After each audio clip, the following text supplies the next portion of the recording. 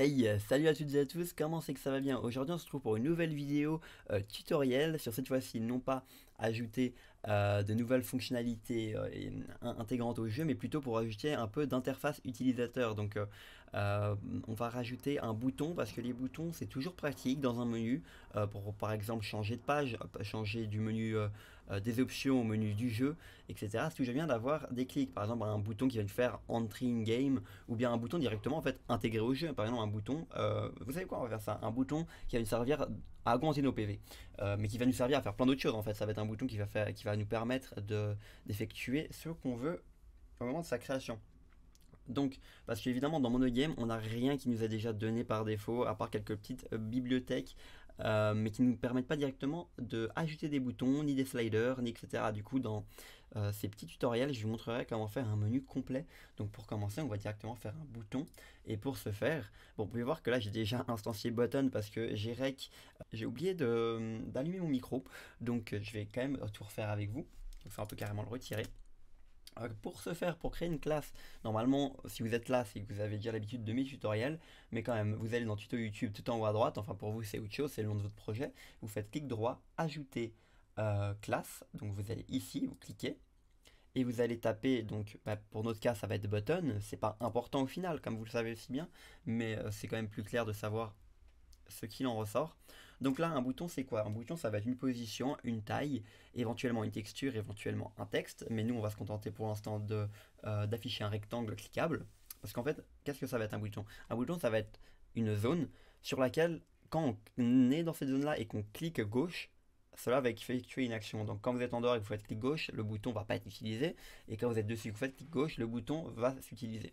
Donc sans plus tarder, vous allez faire des private x pardon, X. Ah, X, ça va être donc une des positions horizontales, pardon, je crois. Vous faites un private int X. Vous faites pareil avec le Y. Vous faites pareil avec le width. Donc width, ça va être la largeur du bouton, mais on pourrait éventuellement prendre la largeur de la texture. Vous faites pareil avec la height, évidemment, la texture aussi. Maintenant qu'on a ça, on va surligner le tout. Faire clic droit, action rapide et factoriser pour les rendre accessibles en dehors des classes. Donc maintenant c'est en public, donc à tout moment quand j'instancie le bouton je peux lui dire que le X il sera différent mais plus tard dans le code.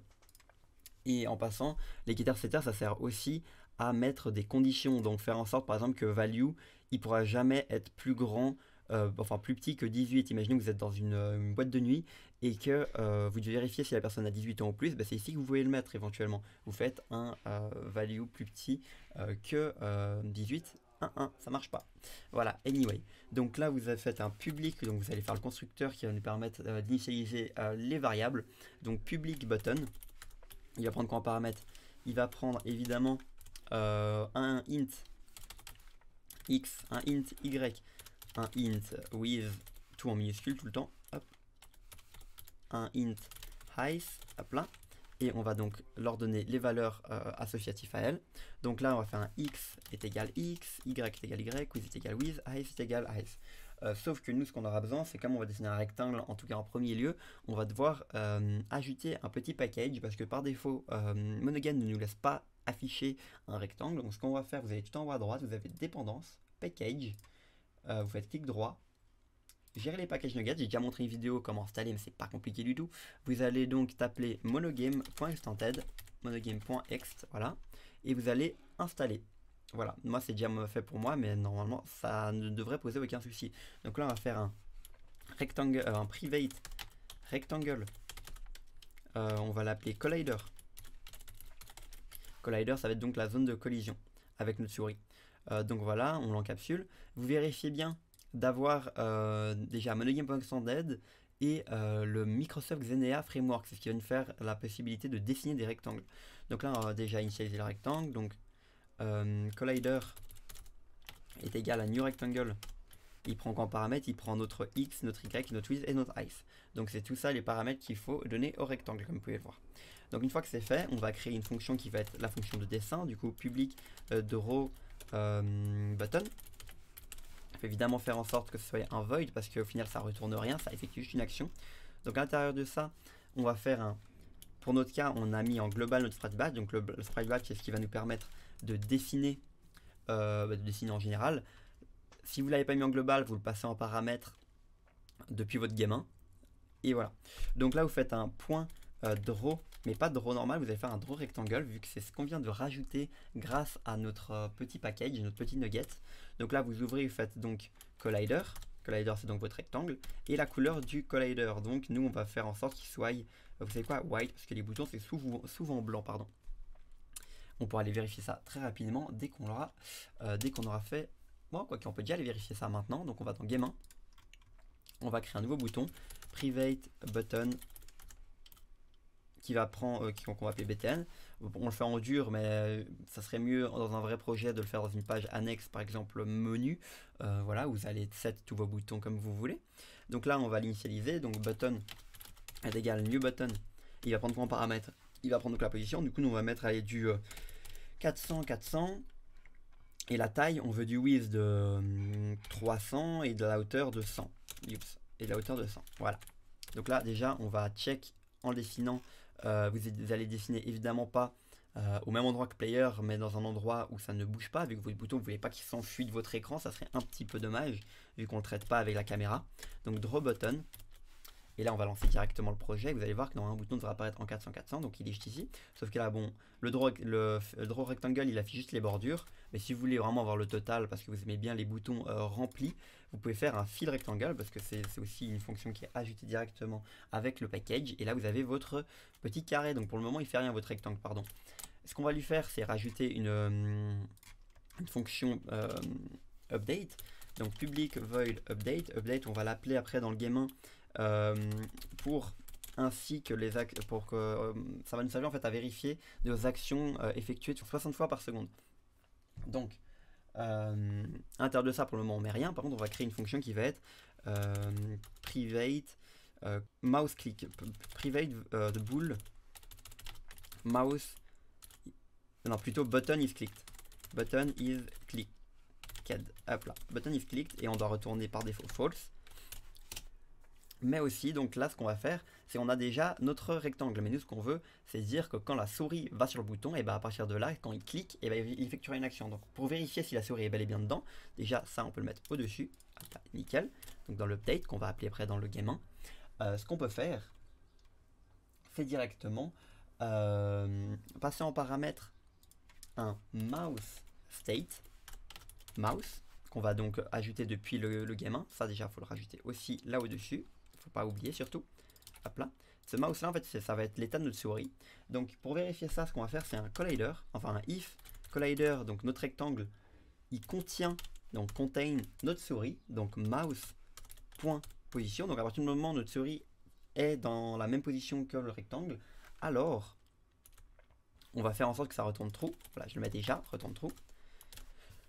Nickel. Donc là déjà ça devrait fonctionner de retourner true, sauf qu'actuellement c'est uniquement quand on passe dessus. Bah, je peux vous montrer ça, attendez, ça va être plus clair pour vous peut-être. Console, debug.print, debug.print, on va mettre souris, hop là, peut-être entre guillemets quand même, ça serait mieux pour afficher du texte, parce qu'un string c'est toujours entre guillemets hein, évidemment, et on va appeler update button dans le game 1, donc dans le update. Donc vous allez dans le update, on va le mettre juste ici, btn.update button, sauf qu'il lui manque son paramètre qu'on va donc écrire juste ici. Mouse state, mouse est égal mouse state.getState, donc on récupère l'état actuel de la souris en direct 60 fois par seconde, et vous mettez donc ici le mouse. Donc là on peut directement vérifier. Par défaut il n'y aura rien qui s'affichera en bas, mais dès qu'on survolera, vous voyez rien, et dès qu'on survole vous avez souris. Donc actuellement nous c'est pas ça qu'on veut. Nous ce qu'on veut c'est qu'à partir du moment où on clique uniquement et quand on est dessus uniquement, cela affichera par exemple le texte souris. Donc là on va rajouter une condition, ça va être end mouse.left button. Donc quand on appuie sur clic gauche, donc égal à button state point precede, donc quand on appuie sur le bouton, alors on rentre dedans, sinon non. Donc là, le problème, on aura un autre problème, c'est que là, ok, actuellement on surveille rien, là je clique, mais comme vous pouvez le voir, ça appuie plein de fois souris, parce qu'en fait, tant que je maintiens, ça rentre dans la condition. Donc ce qu'on peut rajouter, c'est un petit booléen. Donc on va l'appeler private is clicked. Et c'est évidemment un booléen, j'ai oublié d'écrire. Private bool is clicked est égal, c'est pas grave, on l'écrira après. Hop, action rapide de factoriser. On va le mettre quand même tout en haut pour faire ça de manière plus propre. Hop là. et on va le mettre en paramètre. End n'est pas égal à is clicked. Voilà. Et à l'intérieur de ça, on va directement passer is clicked à true. Donc, quand on appuie sur le bouton, par défaut, il sera à false. Quand on rentre dedans, il passe à true. Donc, en maintenant le clic, on ne pourra pas repasser ici. Par contre, on va mettre un else. Else if button. Déjà, on peut mettre is clicked égale false.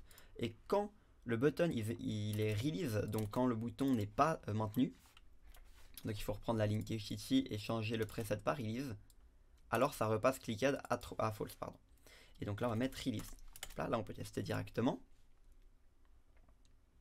Donc ici je ne clique pas, là je clique, je maintiens, et pourtant il n'y a rien. Je relâche et je repuis et je peux spammer souris. Voilà, donc pour le moment déjà vous avez un bouton qui marche plutôt bien, sauf que on aimerait aussi donc lui rajouter une fonctionnalité. Par exemple, quand on clique dessus, ça va donner des PV à notre joueur. Donc ce qu'on va faire, c'est qu'on va créer une nouvelle fonction qui va être private void use effect. Donc il va utiliser nos effets. Vous pouvez le faire de manière plus propre que moi évidemment, mais là c'est juste pour vous montrer un exemple. Hein. On va lui faire passer un string qui sera donc notre effet. Voilà. Et on va faire un switch case. Donc le switch case, ça va être un peu ce qui va, c'est un if au final, mais de manière plus visuelle. Donc on va mettre en paramètre le switch, donc ce qu'on va recevoir en paramètre, et lui rajouter un case. Donc le case, ça va être l'état de notre effect. Donc notre effect, maintenant, ça va être ajouter PV. Il faut évidemment pas oublier le break à la fin. Et ben on effectuera quelque chose juste après. Donc nous, ce qu'on va faire, c'est que ça va acheter des PV à notre joueur. Donc on va faire un global.hero.life plus égal à 10. Donc à chaque fois qu'on cliquera sur le bouton, ça rajoutera 10 PV à notre joueur. Donc le use effect, on va le mettre ici. Et il faut le passer en string, sauf qu'actuellement on n'a pas. Donc ce qu'on va faire, c'est rajouter une petite variable qui va être un private string effect. Voilà. Qu'on va passer en paramètre par défaut, il n'y aura rien parce que voilà, vous mettrez ce que vous voulez. Donc string, on va lui passer donc un effect, hop là, qu'on va initialiser ici. Effect est égal effect, parce qu'on veut l'effect majuscule, hop là. Et par défaut, on va lui mettre n'importe quoi, bon, quoi qu'on a même pas mis par défaut, vu que dans tous les cas on aura besoin d'un effet, sinon un bouton sans effet ça n'a aucun intérêt. Et dans l'use effect, on met le effect ici. Donc dans le game 1, on va faire un truc, c'est changer donc le mettre ajouter PV à la place de du dernier paramètre. Donc voilà, on ajoute PV, en guillemets évidemment, vu que c'est un string. Et on va tester ça tout de suite. On lance, et donc je vais me faire toucher volontairement. Je me fais toucher, là j'appuie sur le bouton, et ça me redonne des PV, comme vous pouvez le voir au-dessus. Voilà, regardez ça. Et vous, ça pourrait être un bouton essentiel pour du bêta testing. Éventuellement, vous testez un combat d'un monstre et vous ne voulez pas mourir. Et ben, vous avez un bouton qui va vous permettre de vous redonner des PV, qui va vous permettre de vous rajouter de la vitesse, tuer tous les ennemis, les faire réapparaître, etc. Ça dépendra que de vous et de votre projet, de vos ambitions. Donc là, déjà, ce qu'on a fait, ça s'affiche avec un rectangle, mais vous pouvez faire pareil avec une texture. Donc là, vous pouvez faire un private texture. On va plutôt appeler ça texture 2D. On va l'appeler button sprite. Button sprite. Hop là. Bon, on va faire ça un peu plus propre. Hop. Encapsuler le tout. On peut le rajouter en paramètre ici. Donc, texture 2D. Texture. Et ça va être égal donc.